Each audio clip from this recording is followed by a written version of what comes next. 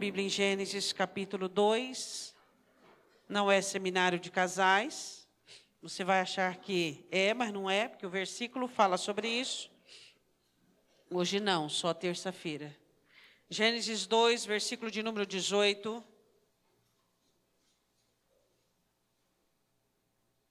Amém? E disse o Senhor Deus: não é bom que o homem esteja só. Far-lhe-ei uma ajudadora idônea para ele. Podemos assentar. Abra comigo a sua Bíblia em Mateus capítulo 16. Mateus assentando-se, Mateus capítulo 16, versículo de número 13. No Éden, Adão estava de posse de muitas coisas que Deus havia dado a ele. Muitas coisas boas. Deus faz coisas boas para os seus. Amém? Deus é muito bom em tudo que Ele faz. Deus, Ele consegue cercar-nos de graça e de misericórdia. E mesmo em alguns momentos difíceis da sua vida, e mesmo em alguns momentos em que tudo o que você busca é a resolução daquele problema, mas não é o momento da resolução daquele problema. Então o Senhor entra com consolo, com graça, o Senhor entra com cuidados, com cura. E Deus olha para Adão e vê que Adão está com um sentimento que não é bom. Adão começa a se sentir só, mesmo em meio a tudo aquilo que ele havia recebido. Então o Senhor decide fazer-lhe uma ajudadora que fosse capaz, que fosse apta, uma ajudadora idônea. Esse é o primeiro Adão. E Paulo fala do segundo Adão. O segundo Adão precisa fabricar, formar, construir a sua própria esposa, a igreja. Adão doa a costela. Jesus doa a vida e o próprio sangue. Vejamos.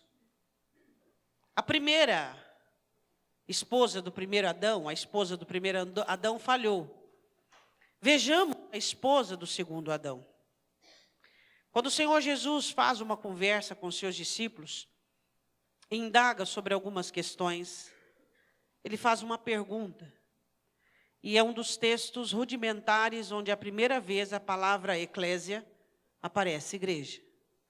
Mateus capítulo 16, versículo 13.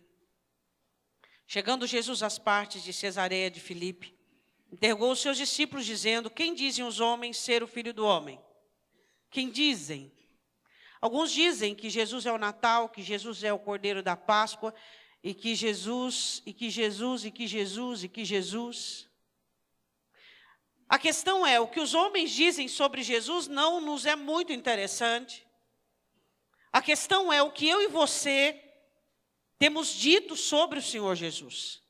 O que eu e você temos entendido sobre o Senhor Jesus. Então, os discípulos que parte do tempo estava junto com as pessoas e ouviam o que as pessoas diziam, eles disseram assim: Senhor, uns dizem que o Senhor é o João Batista.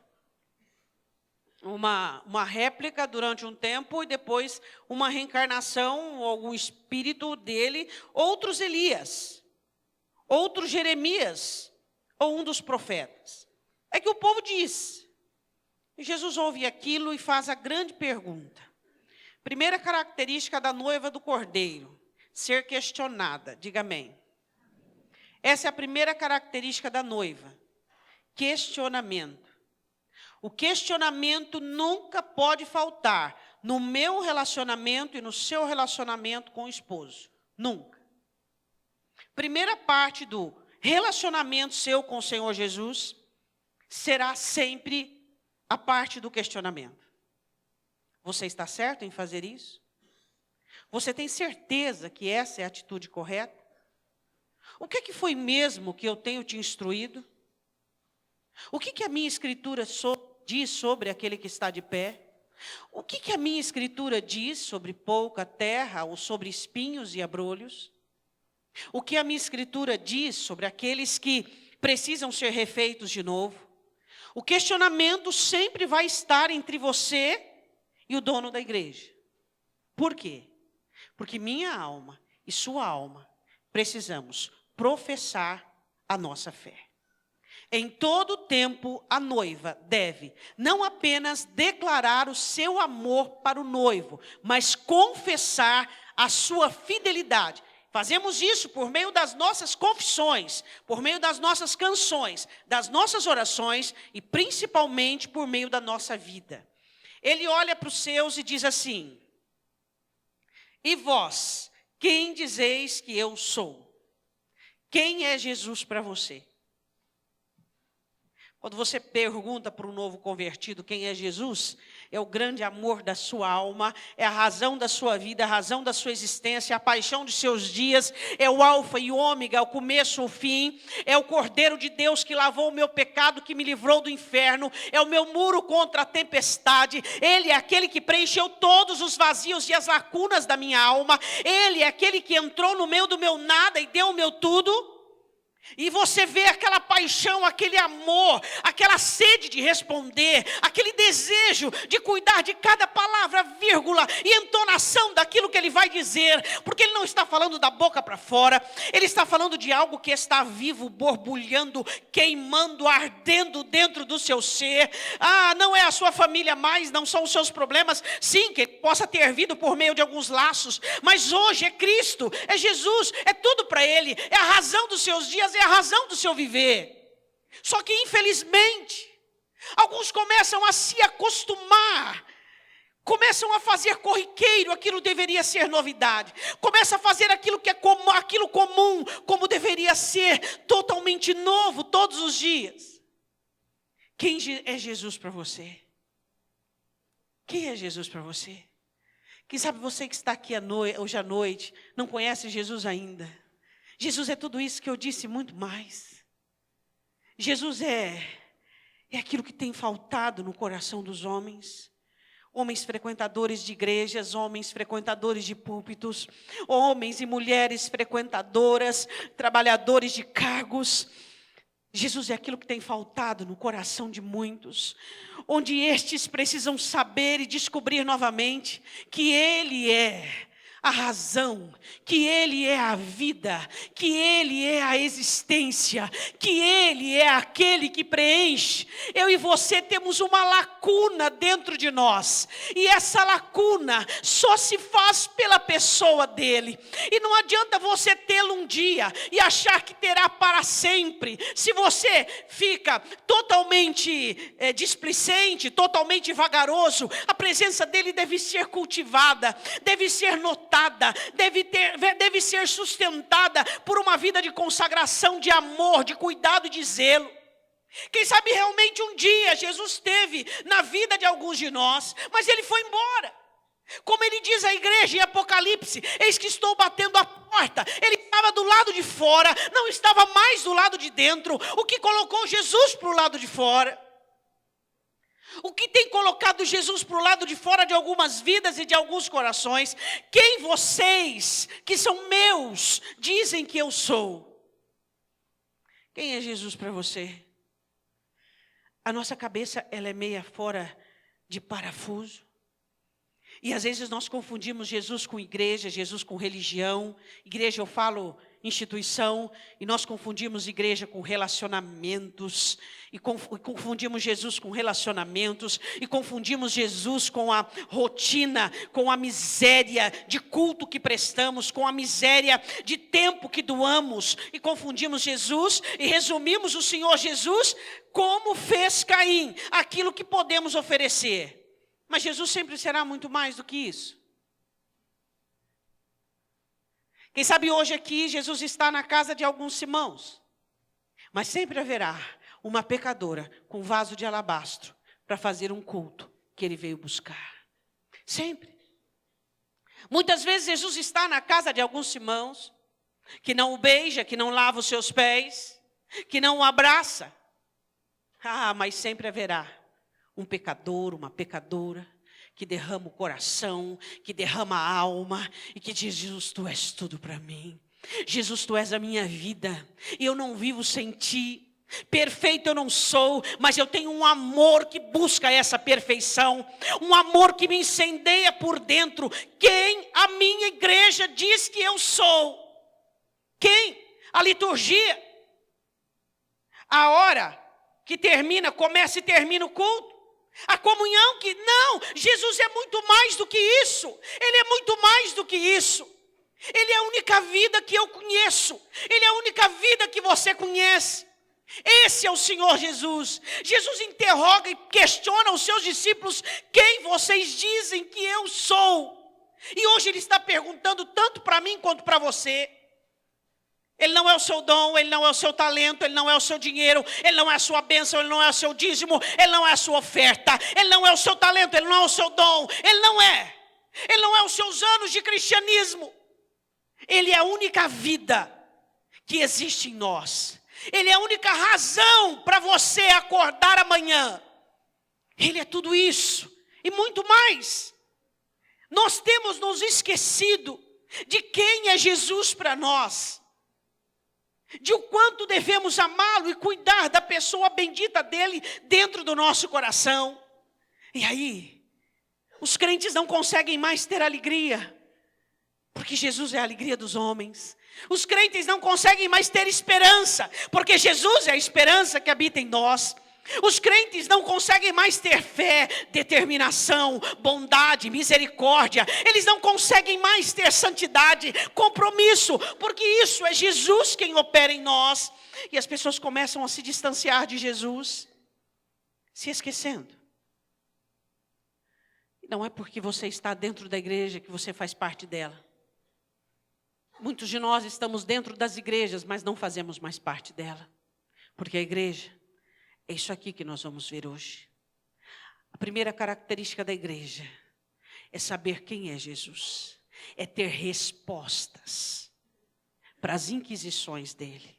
Segunda questão. E Simão Pedro respondendo disse: tu és o Cristo, o Filho do Deus vivo. Pedro, como sempre, em sua personalidade audaciosa, ele responde, e responde acertadamente. Segunda questão da igreja, a igreja precisa ter respostas para o Senhor Jesus, mas não qualquer respostas. A igreja precisa aprender a responder sobre o questionamento do Senhor Jesus. Por exemplo, quem sabe hoje Ele está dizendo para você: e aí, você não vai se arrepender não? E aí você diz: sim, Senhor, eu vou me arrepender. Quem sabe hoje Ele está nos questionando: você não vai acabar com essa crise existencial, com essa crise espiritual? Sim, Senhor. Você não vai valorizar mais a vida que eu tenho te dado, colocando-a no meu altar. Você não vai mais voltar ao seu primeiro amor, como eu tenho te ensinado. A igreja precisa aprender a ter respostas assertivas diante dele. Respostas não vindas da nossa mente, da nossa cabeça, do nosso coração, mas respostas que Deus nos dá, vindas de Deus, dirigidas pelo Espírito Santo, porque foi o que Pedro fez. Quais são as respostas que nós temos dado ao Senhor quando Ele te pergunta: por que você só vem aos domingos ao culto? O que você diz para Ele? O que você diz para Ele? Aí Ele diz assim: e na escola bíblica? O que você diz? Porque você diz que viaja a semana inteira, que trabalha, alguma coisa assim. Ele diz: e na sexta-feira que você chega? O que você diz para Ele? O que nós temos dito para Ele? Ou você acha que Ele não nos questiona? Em todo tempo somos questionados. Por quê? Porque o questionamento é a palavra de Deus em nós. Gálatas, capítulo 5, versículo 16. Por quê? Porque a palavra e o Espírito Santo combate dentro de nós contra a nossa alma. É a carne e o Espírito se opõem um ao outro para que não façamos aquilo que nós queremos. O Espírito Santo combatendo, questionando. E aí, vai mudar? E aí, vamos lá? E aí, quando é que você vai deixar o passado? E essa personalidade? Vamos mudar? Vamos melhorar isso aí? Esse confronto do Espírito Santo de Deus em nós é para nossa edificação, é para o nosso amadurecimento. E ele tem questionado e ele tem perguntado, e Pedro diz: tu és o Cristo, o Filho do Deus vivo, ponto. Eu não preciso de mais nada, diga amém. Tu és o ungido de Deus, o Filho de Deus, ele estava dizendo: tu viestes a este mundo para resgatar a humanidade da condenação. Terceira questão, versículo de número 17. E Jesus respondendo disse: bem-aventurado és tu, Simão Bar-Jonas. Diga Bar-Jonas. Jesus olha para Pedro e conhece o temperamento de Pedro e os perigos da alma de Pedro, que os perigos dele, um dos grandes era a soberba. E Jesus olha e fala o nome do pai dele: Bar-Jonas, filho de Pomba, filho de Jonas. É esse aí que você é filho dele. Não se esqueça disso. Por mais que você seja crente, espiritual, abençoado, você continua na sua humanidade. Não se esqueça disso. Bem-aventurado és tu, Simão Bar-Jonas. Crentes que se esquecem a sua origem. Crentes que se esquecem de onde Deus os tirou. Você não saiu de lá. Você foi tirado de lá. Não se esqueça disso. Feliz é você, Simão Bar-Jonas, filho de Jonas, filho de um pescador, sua origem humilde, quase analfabeta. O que nós precisamos entender, e é a terceira coisa que a igreja precisa entender: de onde você saiu, não, de onde você foi tirado. De onde você foi arrancado, você, sem ele, é aquilo lá piorado. É aquilo lá piorado. Só por causa dele é que existe em você hoje o que existe. É por causa dele. É a obra dele, é o amor dele, é o cuidado dele. E isso deve dar tanto ao seu, quanto ao meu, quanto ao coração da igreja. Esse compromisso interno, esse compromisso intrínseco dentro da alma, profundo e absoluto dentro de nós. Bem-aventurado és tu, Simão Bar-Jonas. Você é feliz, porque eu peguei você, um nada, falido, uma empresa quase à falência, e eu trouxe você até onde você está, e eu levarei até onde eu quero que você chegue. A sua felicidade depende dele. O seu presente é por causa dele, e o seu futuro, ele está pagando por ele. É isso que nós precisamos entender. Feliz és tu, Simão Bar-Jonas, que era um simples filho de um pescador, que aprendeu o ofício de pescador. Só isso. E onde você está agora? Olha onde você chegou. Olha de onde Deus tirou você, onde você está. E daqui você vai para o céu. Você imaginou quantas miríades de demônios, quantos infernos, quantas situações terríveis Ele livrou você, para que te dê um destino ao lado dEle, eterno e para sempre. Isso tem que gerar no seu coração uma gratidão confiável, uma gratidão depositária, onde você deposita toda a sua vida, toda a sua ansiedade, todo o seu medo, toda a sua insegurança, toda a sua dependência e toda a sua confiança apenas nele. De onde ele tirou você? Então, nós não somos nada sem ele. Nada. Nem respirar a gente consegue sem ele. E às vezes nós entristecemos o coração dele achando que somos alguma coisa ou que somos alguém. Bem-aventurado és tu, Simão Bar-Jonas, porque não tu revelou a carne e o sangue, mas meu Pai que está nos céus. Antes de eu falar sobre isso, eu quero que você vá comigo, fique aberto em Mateus, vá comigo em Efésios, capítulo 3.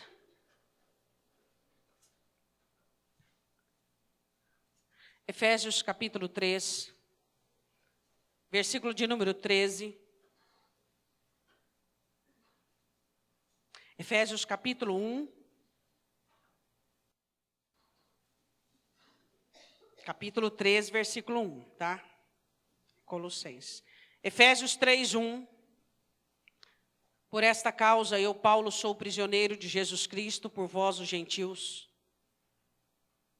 Uma das coisas mais maravilhosas que aconteceu comigo e com você foi esse negócio de igreja. A salvação do Senhor Jesus ter ido para os gentios. Isso é um privilégio tão grande fazermos parte da igreja. Fazemos parte daqueles que foram eleitos, chamados, restaurados, abençoados. E Paulo diz, eu sou o apóstolo dos gentios, eu sou aquele que foi chamado e levantado por Deus para pregar o evangelho, tanto a judeus, quanto a gregos, quanto aos gentios. Se é que tendes ouvido a dispensação, versículo 2, da graça de Deus, que para convosco me foi dada. Eu entendo essa dispensação da graça. Como me foi este mistério manifestado pela revelação, como antes um pouco vos escrevi. Por isso, quando ledes, podeis perceber a minha compreensão do mistério de Cristo. Paulo compreendia esse mistério sendo um judeu e vendo Cristo alcançando gentios, pessoas sem nacionalidade judaica. Versículo 5, qual noutros séculos não foi manifestado aos filhos dos homens, como agora tem sido revelado pelo Espírito aos seus santos apóstolos e profetas, a saber, que os gentios são co-herdeiros de um mesmo corpo e participantes da promessa em Cristo pelo Evangelho. No início, a igreja judaica tinha uma resistência enorme com respeito à conversão dos gentios. A igreja judaica, muitos judeus se converteram. O exemplo de Pedro e Cornélio foi onde Pedro teve que dar uma satisfação enorme na tribuna. A igreja judaica tinha uma resistência com respeito a nascer e fundamentar uma igreja gentílica. Como pode gentios? Então vamos circuncidá-los. Então vamos colocar eles um pouco debaixo da graça e um pouco debaixo da lei. E essa foi uma briga tremenda do apóstolo Paulo, dizendo eles não vão ficar debaixo da lei. Eles são alcançados somente pela graça. Uma resistência da igreja judaica. Hoje, 90% da igreja do Senhor Jesus é gentia. Eu e você. Eu e você, eu e você, eu e você. Pessoas cortadas, tiradas e arrancadas de situações, de circunstâncias e trazidas, abençoadas por esse sangue, restauradas por essa palavra, cobertos por esse mistério de Deus, em alcançar pessoas que nada tinham a ver com a nação primária, mas foram trazidas como enxertadas na verdadeira videira. Eu e você. Isso é um presente para mim, é um presente para você. Existem pessoas que não se sentem, não sabem o que significa fazer parte da igreja. Jesus teve que pagar, Paulo teve que enfrentar, Pedro teve que inserir. Foi uma luta para que eu e você pudéssemos ser reconhecidos. E aí os crentes olham para fazer parte da igreja como se fosse um nada, como se fosse uma coisa tão natural. Não tem nada de natural. Você e eu estarmos condenados ao inferno e recebermos a oportunidade de fazermos parte da igreja terrena e da família celestial. Continuando. Versículo 7, do qual fui ministro pelo dom da graça de Deus que me foi dado segundo a operação do seu poder. A mim, o mínimo de todos os santos, me foi dada esta graça de anunciar entre os gentios, por meio do evangelho, as riquezas incompreensíveis de Cristo e demonstrar a todos qual seja a comunhão do mistério que desde os séculos esteve oculto em Deus. Deus guardou para si o nascimento da igreja, quem tudo criou por meio de Jesus Cristo, para que agora, pela igreja, as muitas maneiras da sabedoria de Deus, a multiforme sabedoria de Deus, seja conhecida dos principados e potestades do céu. Eu e você somos testemunhas vivas de um Deus que ama, que restaura, que pagou o preço da vida do seu filho para construir uma igreja. Eu e você, diante dos principados e potestades, manifestamos as muitas formas de sabedoria de Deus. Diga glória a Deus. Ele chamou os que não eram. Ele chamou os que não podiam. Ele chamou os que não conseguiam. Você consegue entender o que aconteceu com você quando a primeira vez você ouviu falar do nome de Jesus, e então depois você foi discipulado, passou pelas águas do batismo e começou a frequentar a sua igreja, fazendo parte da Santa Ceia, fazendo parte da membresia da igreja e operando dentro dela? Tudo isso teve uma ação dos céus para que isso acontecesse. Muitos demônios queriam impedir. falando de sua indignidade, falando de tudo aquilo que não dava, de suas origens, falando de todas as falhas que você teria, de todas as falhas que você está tendo. Não viu, Senhor? Olha, eu avisei e eu falei. Os acusadores de nossos irmãos, que estão todos os dias e momentos diante de Cristo acusando. Olha lá, eu não falei, não chama, não abençoa, não traz. Olha o que virou, esfriou de novo, daqui para escorregar, daqui para ali. E esse cabeça, esse intercessor da igreja, e esse ajudador, e esse abençoador. E a Bíblia diz assim, versículo 11, segundo o eterno propósito que fez em Cristo Jesus nosso Senhor, no qual temos ousadia, uma igreja ousada, acesso com confiança pela nossa fé nele. Portanto vos peço que não desfaleçai nas minhas tribulações, por vós, que é a vossa glória. Diga amém. Colossenses capítulo 1. Versículo de número 13. A igreja foi levantada para ser santa. Colossenses 1:13. Amém? O qual nos tirou da potestade das trevas e nos transportou para o reino do Filho do seu amor. Igreja, em quem temos a redenção pelo seu sangue, a saber, a remissão dos pecados, o qual é a imagem do Deus invisível, o primogênito de toda a criação, porque nele foram criadas todas as coisas que há nos céus e na terra, visíveis e invisíveis, sejam tronos, dominações, principados, potestades, tudo foi criado por ele e para ele. E ele é antes de todas as coisas, e todas as coisas subsistem por ele. E ele é a cabeça do corpo da igreja, e o princípio e o primogênito dentre os mortos, para quem tudo tenha a preeminência, porque foi do agrado do Pai que toda a plenitude nele habitasse, e que havendo por ele feito a paz pelo seu sangue na sua cruz, por meio dele reconciliasse consigo mesmo todas as coisas, tanto as que estão no céu como as que estão na terra. A vós também que no outro tempo ereis estranhos e inimigos do entendimento pelas vossas obras más, agora contudo vos reconciliou no corpo da sua carne pela morte, para que perante ele vos apresenteis santos, irrepreensíveis e inculpáveis. Versículo de número 26. O mistério que esteve oculto desde todos os séculos e em todas as gerações, e que agora foi manifesto aos seus santos, aos quais Deus quis fazer conhecer quais são as riquezas da sua glória deste mistério entre os gentios, que é Cristo em vós, esperança da glória, a quem anunciamos, admoestando a todo homem, ensinando a todo homem toda a sabedoria, para que apresentemos todo homem perfeito em Jesus Cristo. Diga amém.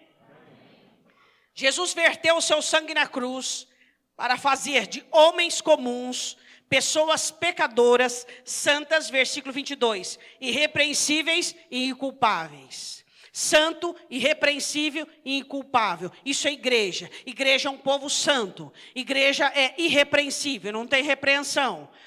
O mundo não pode acusar, o mundo não pode apontar. A igreja ela é inculpável. Ela foi coberta pelo sangue de Cristo. Mas e os segredos? E os mistérios? Esse mistério aqui, pastora, não. Os mistérios do computador, do celular, e os segredos das pornografias, e os segredos, e as coisas que fazem, e as coisas que os crentes alimentam dentro do coração. Joga isso aqui no lixo, joga isso aqui fora. Ele morreu para formar uma igreja, para formar uma esposa, uma noiva para ele. Uma noiva. Deus olha para Adão e diz assim: preciso fazer para ele uma ajudadora idônea, capaz, hábil, apta. Quem foi que fez, que está fabricando e formando a própria noiva? O Cordeiro. O Cordeiro está formando a própria noiva, por meio do seu sacrifício, por meio do rogo do Espírito Santo de Deus. Essa noiva que tem que ser santa, essa noiva que tem que ser irrepreensível, essa noiva que tem que ser sem mácula, totalmente sem mácula. Essa é a noiva do Cordeiro. Essa é a noiva do Cordeiro. Uma coisa que eu e você precisamos entender é que a igreja é feita a partir de Cristo até agora. Já se passaram 2000 anos e tralalá. Quase 2000 anos. Presta atenção no que eu vou te dizer. Grande parte da igreja já está lá em cima. Quando a gente fala em igreja, nós somos tão egoístas, e a nossa ótica é tão diminuta, que nós achamos que é isso aqui. Ou isso ali que nós estamos vendo. Não. Grande parte da igreja já está lá, esperando a volta do Cordeiro para o banquete celestial. Uma igreja santa, irrepreensível e inculpável. Paulo diz: o sangue do Cordeiro foi derramado para que nós preguemos a homens e possamos apresentar homens perfeitos diante de Deus, mulheres perfeitas diante de Deus. Quando fala em perfeito, meu irmão, os crentes tremem, porque os crentes já adequaram aos seus defeitos, aos seus hábitos, aos seus costumes. Acabou aquela sede, aquela fome e aquela busca por santidade, aquela busca por eu preciso mais de Deus. Senhor, olha para mim e vê aquilo que existe. Senhor, mata. Senhor, vem, consome. Senhor, trabalha. Aquele desespero que o Espírito Santo forma dentro de nós, para que nós busquemos mais e mais e mais, é a sua semelhança. Espírito Santo faz uso da palavra, para que eu me torne a imagem e a semelhança dele. Adão olha e diz assim: é mulher da mulher for tomada. E Jesus diz: é minha igreja. E eu tenho formado. E ela deve ser santa. E ela deve ser sem mácula. E ela deve ser irrepreensível. E ela deve ser inculpável. Amém? O que a palavra santidade diz para você? O que a palavra compromisso com Deus diz para você? Hoje, um dia a menos para o seu encontro com o Cordeiro. E Apocalipse diz: e aí a noiva, a igreja e o Espírito, a noiva e o Espírito dizem: ora vem, Senhor Jesus. Quem de nós temos clamado ao céu, dizendo: volta Jesus, volta Jesus, volta Jesus. Não porque estamos frustrados, não porque estamos abatidos, não porque não aguentamos mais essa vida, não. Nós dizemos: ora vem, Senhor Jesus, volta para nos resgatar, volta para nos buscar. Nós temos desejo e anseio e anelo por estarmos contigo para sempre na glória. A nossa alma desesperada busca por isso. Quero que você vá comigo em 1 Timóteo. Essa noiva corre riscos. 1 Timóteo capítulo 3. O apóstolo Paulo fala sobre algumas ordenanças da igreja, e ele diz no versículo 15 que ela é coluna e firmeza da verdade. A igreja é coluna. Você sabe que algumas pessoas, deixa eu te contar uma estratégia de Satanás, você vai ver algumas delas aqui. Vou te contar uma estratégia de Satanás que os soberbos caem nela. Descaracterização do santo. Quando Satanás quer derrubar um crente soberbo, ele começa a descaracterizar o pastor, descaracterizar o líder, descaracterizar a igreja. A pastora não é tão bom assim não. Olha lá, falha, defeito, não sei o quê. Essa igreja aqui, meia morna, meia isso, meia aquilo. Aquele líder. Pô, acorda. Acorda. São estratégias satânicas. Para quê? Para que você não seja inspirado, instigado. Paulo dizia por muitas vezes: eu não sou perfeito, mas ele dizia: sedes meus imitadores. Sede meus imitadores. Você percebe a estratégia de Satanás na vida de algumas pessoas, que elas querem ficar em seus travesseiros, em seus colchonetes, em seus confortos, e ela começa a olhar para o defeito de um líder, defeito da igreja, defeito disso, daquilo outro, para poder esconder os seus pecados, para poder esconder as suas misérias. São estratégias satânicas. A ovelha deve amar o seu pastor, e deve imitar a fé dele, e deve amá-lo do jeito que ele é e da maneira que ele é, sem mudar. Não quero que mudes em nada.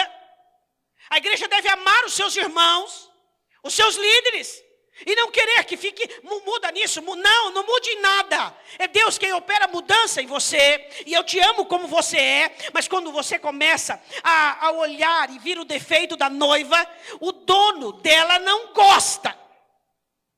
Não gosta. Fala mal de uma noiva no dia do casamento para o noivo, tipo, o vestido dela, o cabelo dela, para você ver. Não fale mal da noiva dele. Ele não gosta. Existem pessoas que estão cortadas da videira, João 15, porque não gostam da noiva dele. A noiva dele ainda não está perfeita, mas ele está trabalhando para isso. Não fale mal da noiva dele. Não fale mal daquilo que é dele. Os líderes são deles, os pastores são deles. Os que trabalham são dele, é tudo dele. Não fale mal da noiva dele. A noiva é dele. E é isso que alguns de vocês precisam entender. Se fosse eu, consertaria aquilo. Se fosse eu, não faria aquilo. Se fosse você, você faria uma. Pior, muito pior. Porque se fosse você para estar, você estaria. Porque o noivo não erra. Não fale mal da noiva. Ame a noiva, conserve a noiva. Trate bem a noiva. A noiva é dele. Ele quem cuida, ele zela, ele transforma. E existem muitas estratégias de Satanás. Onde ovelhas começam a olhar para aquilo que Deus deu. E começa a ver tudo assim sem sentido. Os pastores, os líderes, os PGs, os departamentos. Tudo meio chulo, tudo meio comum, tudo meio desprezível. A Malaquias 3. Ai daquele que fizer as minhas coisas desprezíveis. O meu pão não é desprezível. Tudo é santo, tudo tem calor, tudo tem vida, tudo tem festa, tudo tem o cheiro do cordeiro, a face do cordeiro, o jeito do cordeiro. Agora, se a igreja não serve para você, é tão simples. É tão simples. É muito simples. Agora, se você está num aprisco, esse aprisco faz parte da noiva. Ame essa noiva. Defenda essa noiva. Defenda essa noiva. Ore por essa noiva. Porque a noiva tem dono, é dele. Não seja você. Quando é que você deixa de ser parte da noiva? Quando você começa a apontar o dedo. Quando você começa a acusar. Quando você começa a ver defeito. Antes de você ver o cisco, vê a trave que está no seu. O seu tem uma trave, Jesus diz, no outro cisco. Então cuida da sua trave, depois você vê o cisco do outro. 1 Timóteo 3,15. Mas se tardar, para que saibais como convém andar na casa de Deus, que é a igreja do Deus vivo, é a igreja, não é perfeita. Não é perfeita, mas é a igreja do Deus vivo. Aí ele diz assim, é coluna e firmeza da verdade. Coluna, a única coluna que existe na terra de firmeza e verdade se chama igreja. A única causa dessa terra não ser consumida se chama igreja, cheia de gente defeituosa, cheia de defeitos, de imperfeições, mas que amam Jesus desesperadamente. Entende? E você que vive apontando o dedo tem que sair dela. E se não sair dela aqui, vai sair, não vai entrar nela lá. Entende? Ame a noiva. Ame a noiva, lute pela noiva, ajude a noiva. Porque você é parte dela. É tão fácil você identificar quando você está cortado da noiva. Você começa a ver defeito nela. Você começa a ver defeito nela. Defeito. Isso tem defeito, aquilo tem defeito, aquilo tem defeito. Você não é mais parte da noiva. Você se tornou um acusador, uma acusadora, um apontador de dedos. Capítulo 4, versículo 1. Mas o Espírito Santo diz que expressamente que nos últimos tempos apostatarão alguns da fé, dando ouvidos a espíritos enganadores e a doutrinas de demônios, pela hipocrisia de homens que falam mentiras, tendo cauterizada a própria consciência. Volte comigo em Mateus. O apóstolo Paulo diz em Efésios, assim como Jesus amou a igreja e se entregou por ela, assim como ele é o cabeça da igreja, a igreja deve obedecer. Mateus capítulo 16. Versículo 16, partindo para o 17. E Simão Pedro respondendo disse, tu és o Cristo, filho do Deus vivo. E Jesus respondendo disse, bem-aventurado és tu, Simão Barjonas, porque não te revelou a carne e o sangue, mas meu Pai que estás nos céus. As revelações que a igreja deve possuir é aquela que vem de Deus. O que é revelação? Estou escrevendo uma aula para o PG sobre isso.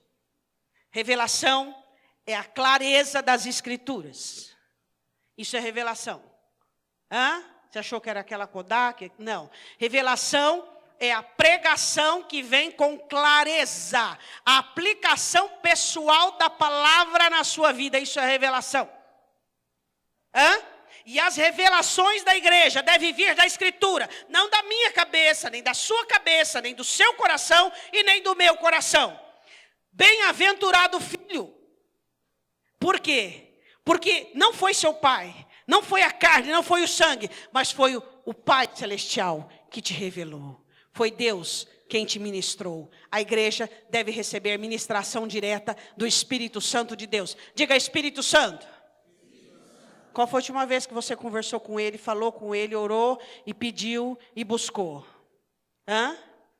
As revelações da igreja, as ministrações que eu preciso e que você precisa, vêm do Espírito Santo de Deus. E a igreja e o Espírito Santo não estão dando muito bem. Por quê? Porque a igreja se basta, ela acha que se basta. Igreja não existe sem o Espírito Santo. A igreja nasceu no dia de Pentecoste. Não existe igreja sem Espírito Santo. Ele convence, ele dirige, ele molda, ele muda, ele ensina. Não existe. Hã? Não existe. E o povo não quer orar mais, o povo não quer falar mais em línguas, o povo não quer buscar mais a Deus. O apóstolo Paulo, de tanto que a igreja falava em línguas, disse, gente, vamos parar de falar em língua, nós precisamos mudar. Dizer, gente, vamos falar em língua, porque ninguém mais fala. Ninguém mais ora, ninguém mais busca, ninguém mais tem comunhão, ninguém tem o devocional particular. E aí você manda o crente, dobra o joelho no chão, vamos orar. E é 2, 3 minutos, você já começa a ver o barulho de levantar, acabou, não tem mais nada o que falar. Mas a noiva tem muito o que falar com o noivo, diga amém. A noiva tem que conversar com o noivo. Versículo de número 18.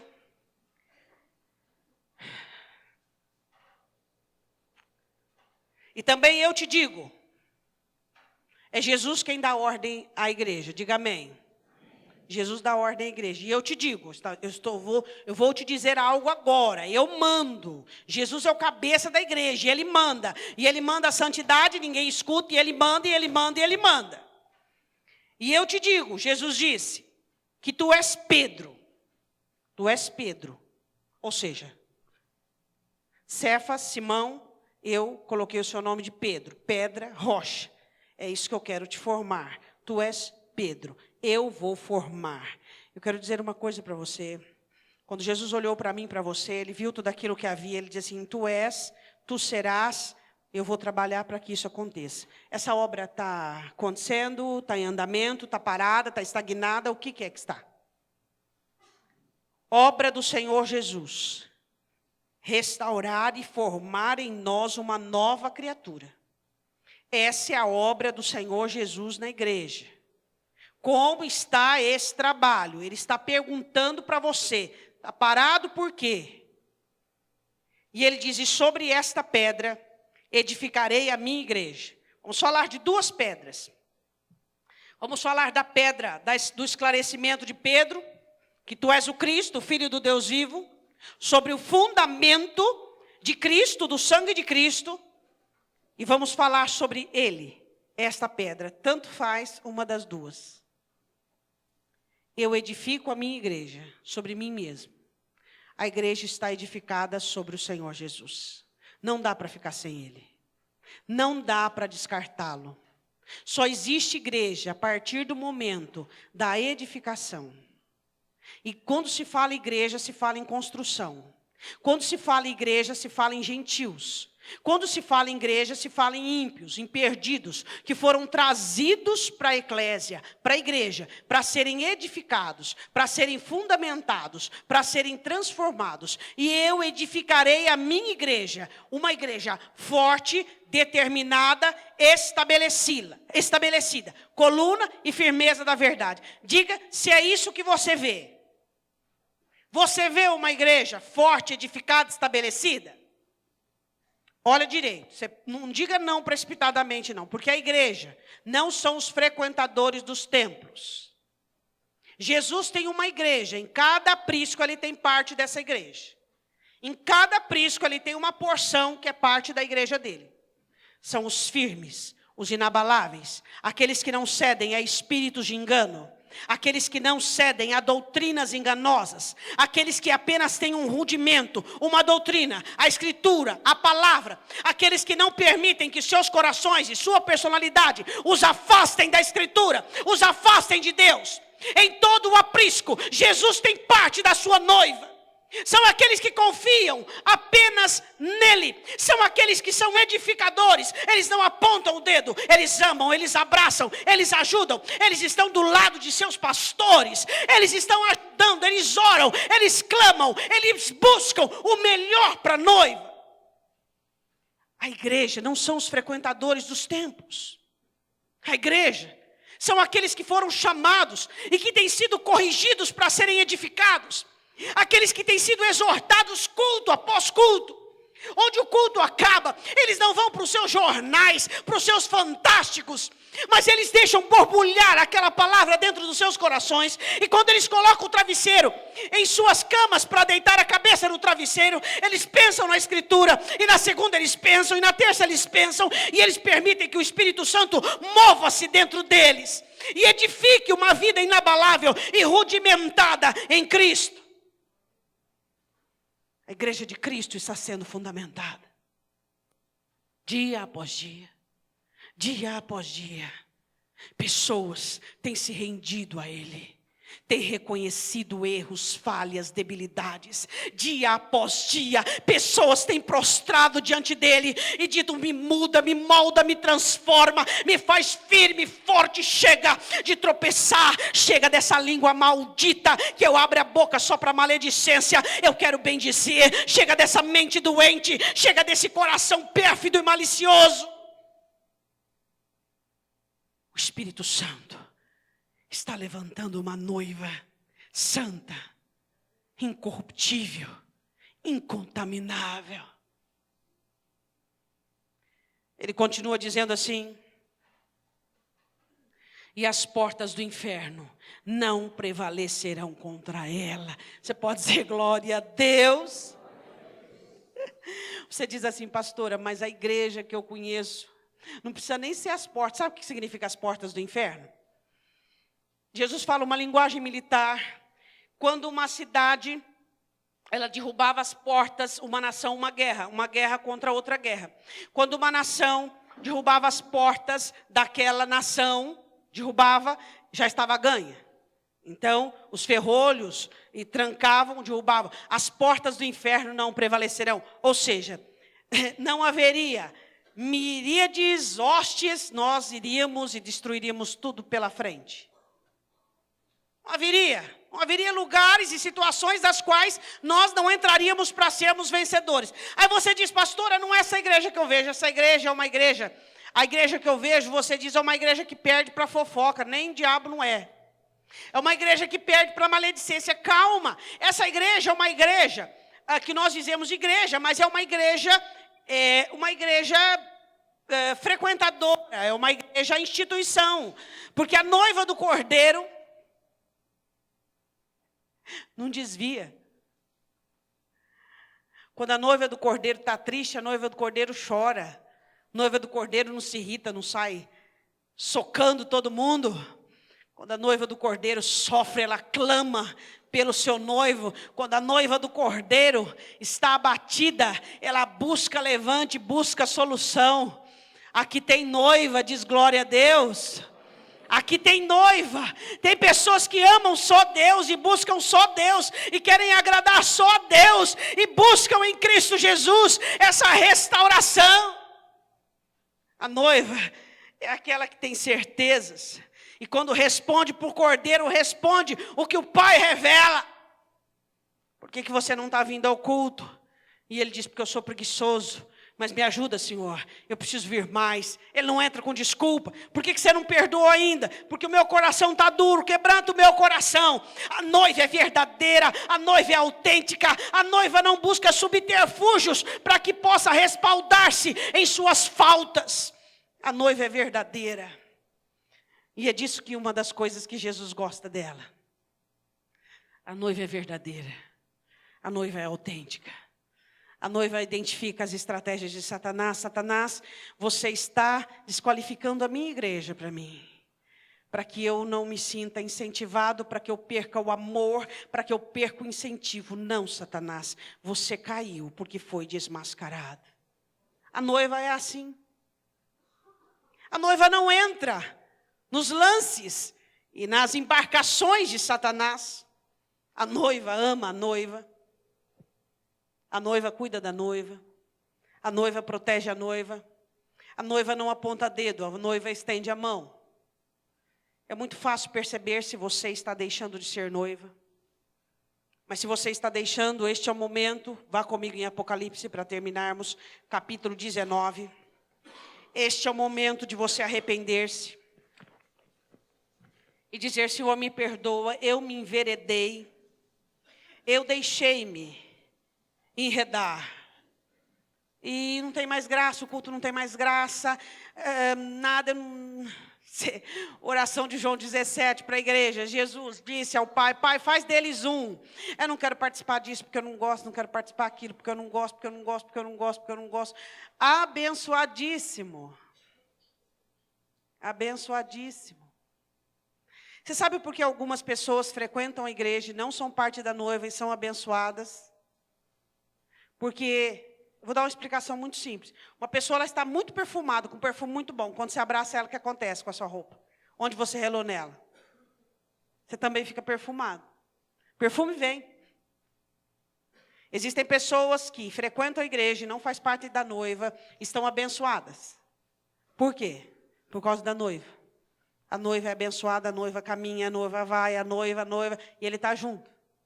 Assim como aquela turba que saiu do Egito junto com Israel. Havia uma prole, que não eram. Assim como caminhava com Jesus. Então você precisa identificar-se. Eu sou noiva. Eu sou noiva. Eu faço parte da noiva. Eu tenho amado a noiva, cuidado da noiva. Eu tenho ajudado a noiva. Eu tenho feito parte, eu tenho participado. Há pouco tempo, falta pouco tempo. Pouco tempo. Não existe igreja sem envolvimento. Não existe igreja sem envolvimento. Assim como não existe casamento sem envolvimento. Não existe igreja sem envolvimento. Não é bom que Adão esteja só. Não é bom que a noiva do Cordeiro continue como está. Precisamos fazer alguma coisa. Olha para o seu irmão e diga, eu preciso fazer alguma coisa. Você precisa fazer alguma coisa. A noiva está clamando. Ela está pedindo ajuda. Você precisa fazer algo por ela. Você precisa fazer algo pela noiva. Porque em breve, Apocalipse 19, regozijemos, versículo 7. E alegremos e demos-lhe glória, porque vindas são as bodas do Cordeiro, e já sua esposa se aprontou, diga glória a Deus. Tanto Jerusalém como a igreja. E foi-lhe dado que vestistes de linho fino, puro e resplandecente, porque o linho fino são as justiças dos santos. Bem-aventurados aqueles que são chamados à ceia das bodas do Cordeiro. Disse-me estas, são verdadeiras palavras de Deus. Bem-aventurados. Você está na lista? Está na lista de convite lá para cima? Amém? Se você está na lista de convite lá em cima, você está dentro da igreja. Você faz parte da igreja, do seu aprisco. Você não recusa, você não bota defeito, você não fala mal de PGs, você não fica apontando o dedo. Quem está com o nome lá em cima, não fala mal da noiva aqui, porque faz parte dela. Entendes o que lês? Eu só quero ressalvar uma coisa. Cuidado quando você falar mal da noiva. Quando você falar mal da noiva é porque você está fora dela. Mas quando você ouvir alguém falando mal da noiva, você fica irritado e sai para defendê-la. Por quê? Porque você é parte dela. Igual Paulo dizia, a igreja de Corinto tinha todo defeito, mas Paulo defendia até... Você defende a sua igreja, você defende o seu aprisco, você defende os seus líderes, você defende os seus pastores, você defende, porque é a sua igreja. Você ama o culto, ama o louvor, ama tudo que se faz. Está desafinado, não está desafinado, canta direito, não canta direito. Você não fica olhando defeitos, você não fica analisando e observando, porque você não é um observador, você é aquele que vai subir. Observadores ficarão, apontadores ficarão, mas a noiva vai subir. Pastora, mas tem muita coisa que eu vejo que tem que consertar. Ora. Está orando pouco. Ora, porque a noiva é dele. Não limite o Espírito Santo de Deus, não limite. Não limite. Não acha que alguma coisa saiu do controle do Senhor. Tem crente que ele se acha tão... que ele acha que ele tem que fazer, porque alguma coisa saiu do controle do céu. O céu errou em alguma coisa e ele precisa acertar. Eu gostaria que você fechasse os seus olhos.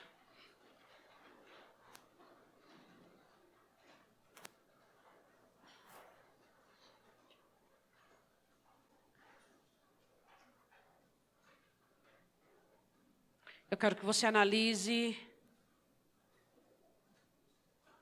o seu relacionamento com a noiva. Você faz parte dessa noiva? Claro que sim. Por que você critica? Por que você fala mal? Por que você fica olhando, apontando? Por que não é mais gostoso como antes? Estar na igreja é a coisa mais gostosa deste mundo. O salmista Davi dizia: Senhor, eu prefiro estar à sua casa do que em qualquer banquete, em qualquer lugar, Senhor. Até a porta da sua casa é melhor que qualquer festa.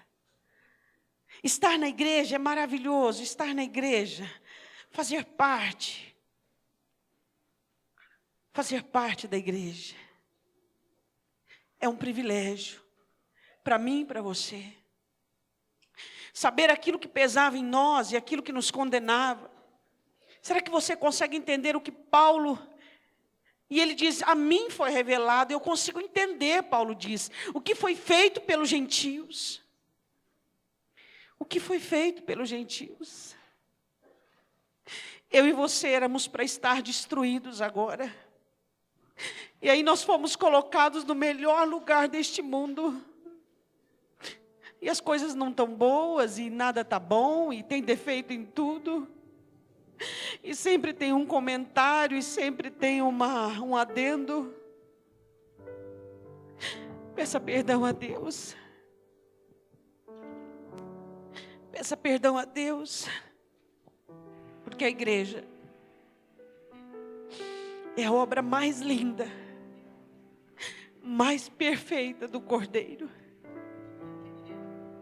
A igreja, Ele é o cabeça. A igreja, agradeça a Deus por fazer parte de um aprisco.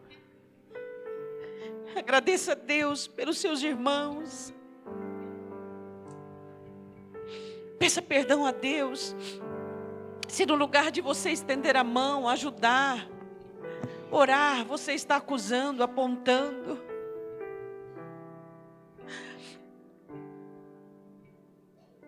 Diga para Deus, Deus, eu não quero ser uma igreja de Corinto para Paulo. Não quero, Senhor, não quero fazer os meus pastores chorarem, não quero. Diga para o Senhor. Diga para o Senhor. Diga para o Senhor. Diga, Senhor, eu quero ajudar o meu líder. Eu quero orar por ele. Eu quero fazer parte do meu PG, Deus. Eu quero fazer parte das lições que a minha pastora escreve e forma com tanto carinho, com tanta dedicação, às vezes dias para elaborar uma aula.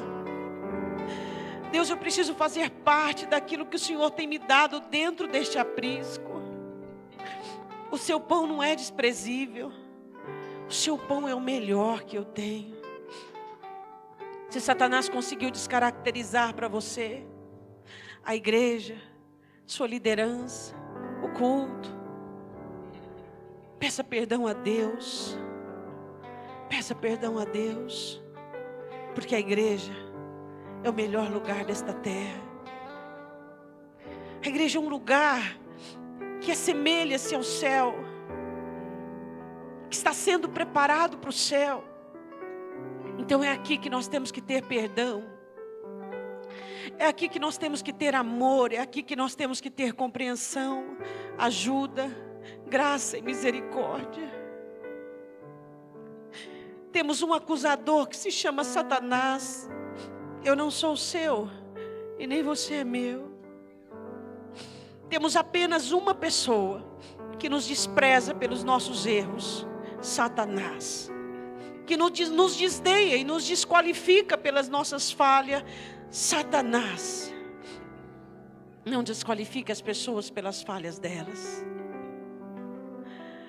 Não aponte os erros e as falhas. Não faça isso. A igreja traz em si a multiforme sabedoria de Deus. A igreja é a coluna e firmeza da verdade, é o corpo de Cristo. A igreja é a noiva do Cordeiro. A igreja é a família que se nomeia dos primogênitos na terra. A igreja é aqui que somos curados. É aqui que somos amados, que somos abençoados. É aqui.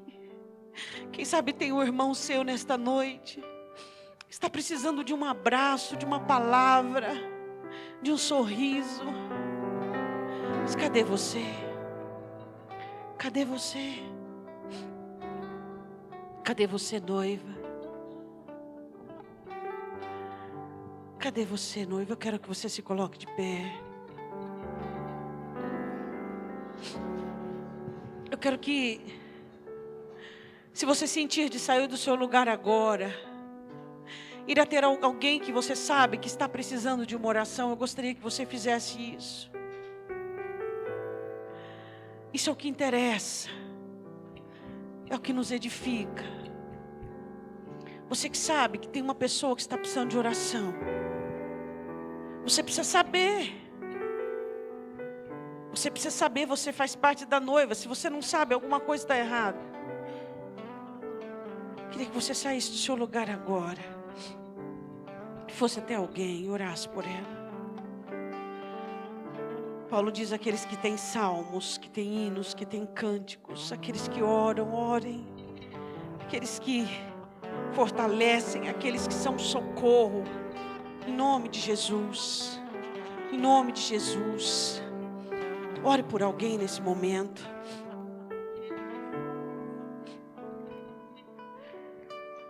Quando a palavra do Senhor diz que os tímidos não herdarão o reino dos céus, é porque a timidez tem estado no lugar da ousadia do Espírito. E muitos não têm praticado o que devem por causa da timidez. Que em nome de Jesus, a partir de hoje, você possa combater essa timidez, que é respaldada seja pelo que for. Seu antissocialismo, sua soberba, seu desinteresse, sua vida abençoada. Mas que você seja parte dessa noiva. Que você não crie grupinhos para você se integrar, mas que você se integre com a noiva. Com a noiva, o corpo. É todo ele. Todo ele. A mão fora do braço apodrece. É todo ele. Grupinho de 5, grupinho de 10, grupinho de 20, grupinho de 3. Pare com isso. A noiva. E eu quero que você levante um clamor nesta noite por este aprisco, para que nós possamos nesta noite, em nome de Jesus, ressuscitarmos como noiva do Cordeiro. Ressuscitarmos como aquela que está sendo gerada pelas dores, pelo sacrifício de Cristo, pelo sangue de Cristo. Pai Santo, em nome de Jesus, desperte aqueles que estão adormecidos. Abra os olhos daqueles que estão, Senhor, obscurecidos de mente. Pai Santo, em nome de Jesus eu te peço que o Senhor venha acalentar o coração do abatido que está sozinho, assim como o Senhor esteve só no Getsemane, porque a sua noiva estava adormecida. Jesus, não permita, desperta a tua noiva, Senhor, desperta essa noiva que tu tens formado para a sua glória. Aquele que está arrependido, ó Espírito, leva a oração de arrependimento, a oração verbalizada diante do teu altar, arrependido desse antissocialismo, socialismo, arrependido, ó Deus, de tanto apontar dedos, acusar, condenar, ver o que está errado. Ó Deus, em nome de Jesus, em nome de Jesus. Quando Abacuque pergunta a Deus: Senhor, por que o Senhor me fizestes ver? Por que o Senhor me mostrou? Deus disse para Abacuque: é para que você seja um atalaia e ore, e busque e clame diante de mim. Então, em nome de Jesus, ora pela sua igreja, ore pelos seus líderes, ore pelas pessoas, pelos líderes de PG, ore em nome de Jesus, ore pela sua igreja, ore pelo seu aprisco, ore pela sua igreja, em nome do Senhor Jesus. Coloque a sua mão sobre o seu coração e diga assim: em nome de Jesus, eu vou me levantar e vou me oferecer para fazer parte desta obra chamada igreja, que é a noiva do Cordeiro. Nunca mais eu vou usar a minha boca para amaldiçoá-la, para maldizer, para acusar. Minha boca será para interceder, para bendizer, para abençoar. Em nome de Jesus, eu fui levantado nesta noite para ser bênção. Eu fui restaurado das garras de Satanás, porque a minha igreja, o meu aprisco, é lindo. Cristo habita nele. É lindo. A noiva é do Cordeiro e ela é abençoada, e eu faço parte dela, em nome de Jesus. Amém. Amém.